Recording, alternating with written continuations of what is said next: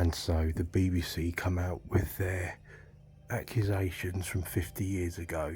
I hope Nigel Farage takes libel action, because it's basically hearsay and slanderous. But the thing is with the BBC, they ignore the suicide bombings. They ignore the stabbings. They ignore everything else that happens in this country. But they're prepared to go back 50 years. And Nigel Farage is right, and I remember the BBC very well for its comedies, well, if you called them comedies, with their racist language, their homophobic language. I never found the BBC comedy funny anyway.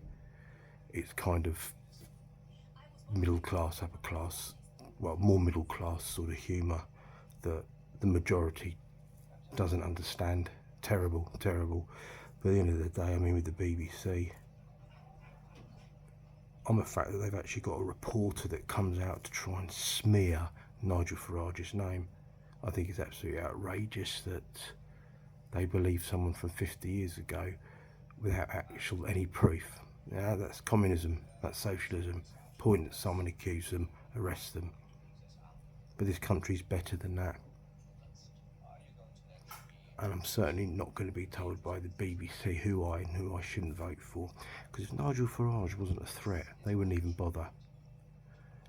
And this is the BBC, by the way, that lock people up for not paying a licence for their dreadful, unfunny, lefty comedy,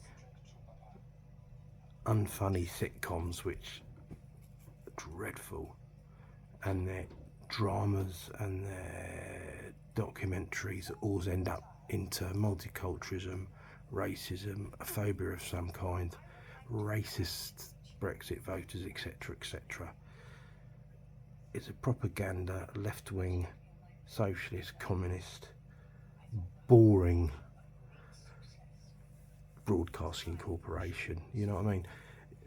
Netflix, Amazon, you can pay a lot less, and you don't have bullshitting lefty presenters that live in their nice leafy areas, unaffected by everything. And you know, when you just see them on their political programs, you can see what they really think of the rest of us. They don't want democracy.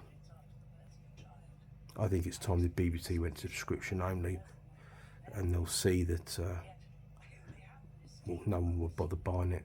No one will bother their rubbish programs, or their lefty presenters, or lefty comedians. Name me one BBC comedian that's funny.